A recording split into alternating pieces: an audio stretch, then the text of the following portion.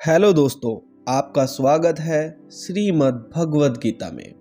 हमने आपको first, second, third chapter के बारे में बताया है और अब आज हम आपको फोर्थ चैप्टर के बारे में बताएंगे।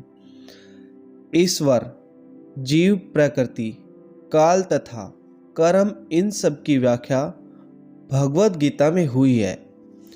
इन पांचों में से ईश्वर, जीव, प्रकृति तथा काल साक्षात है। प्रकृति की अभिव्यक्ति अस्थायी हो सकती है, परंतु यह मिथ्या नहीं है। कोई दार्शनिक कहते हैं कि प्रकृति की अभिव्यक्ति मिथ्या है, लेकिन भगवद गीता या वैष्णवों के दर्शन के अनुसार ऐसा नहीं है। जगत की अभिव्यक्ति को मिथ्या नहीं माना जाता, इसे वास्तविक किंतु अस्थायी माना जाता है। यह उस बादल के सदृश है जो आकाश में घूमता रहता है, या वर्षा ऋतु के आगमन के समान है जो अत्र का पोषण करती है। जो ही वर्षा ऋतु समाप्त होती है और बादल चले जाते हैं, त्यों ही वर्षा द्वारा पोषित सारी फसल सूख जाती है। इसी प्रकार यह भौतिक अभिव्यक्ति भी किसी समय में किसी स्थान पर होती है, कुछ काल तक रहती हैं, ठहरती हैं और फिर लुप्त हो जाती है। प्रकृति इस रूप में कार्यशील है, लेकिन यह चक्र निरंतर चलता रहता है, इसलिए प्रकृति साक्षात है, मिथ्या नहीं। भगवान इसे मेरी प्रकृति कहते हैं।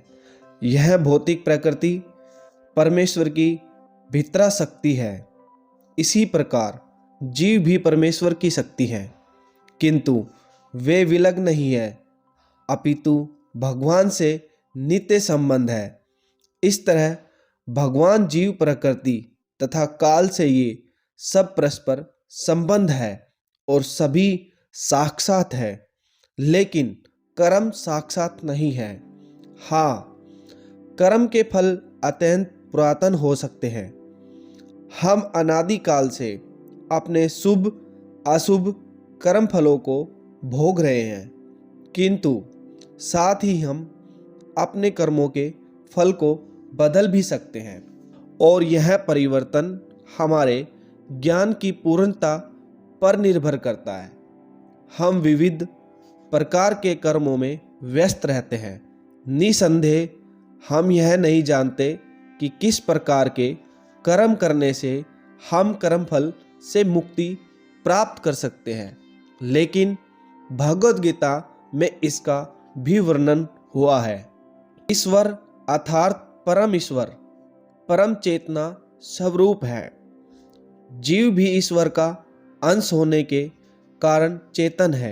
जीव तथा भौतिक प्रकृति दोनों को प्रकृति बताया गया है, अर्थात वे परमेश्वर की शक्ति है, किंतु इन दोनों में से केवल जीव चेतन है, दूसरी प्रकृति चेतन नहीं है। यही अंतर है। इसलिए जीव प्रकृति परा या उत्कृष्ट कहलाती है, क्योंकि जीव भगवान जैसी चेतना से युक्त है, लेकिन भगवान की चेतना परम है, और किसी को यह नहीं कहना चाहिए कि जीव भी परम चेतन है। जीव कभी भी, यह तक कि अपनी सिद्ध अवस्था में भी परम चेतन नहीं हो सकता, और यह सिद्धांत भ्रामक है। जीव परम चेतन हो सकता है, लेकिन पूर्ण या परम चेतन नहीं है।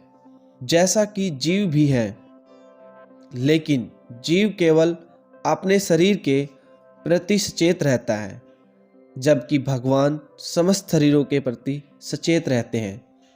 चूँकि वे प्रत्येक जीव के हृदय में वास करने वाले हैं, अतएव वे जीव विशेष की मानसिक गतिशीलता से परिचित रहते हैं।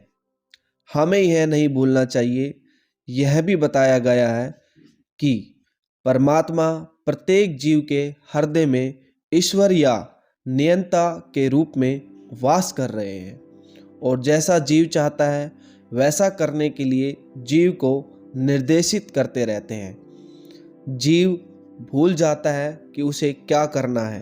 पहले तो वह किसी एक विधि से कर्म करने का संकल्प करता है, लेकिन फिर वह अपने ही कर्म के पाप पुण्य में फंस जाता है। वह एक शरीर को त्याग कर दूसरा शरीर ग्रहण करता है। जिस प्रकार हम वस्त्र उतारते हैं तथा पहनते रहते हैं, चूँकि इस प्रकार आत्मा देहांतरण कर जाता है, उसे अपने विगत कर्मों का फल भोगना पड़ता है। यह कार्यकलाप तभी बदल सकते हैं जब जीव सतोगुण में स्थित हो और यह समझे कि उसे कौन से कर्म करने चाहिए। यदि वह ऐसा करता है तो उसे विगत कर्मों के सारे फल बदल जाते हैं।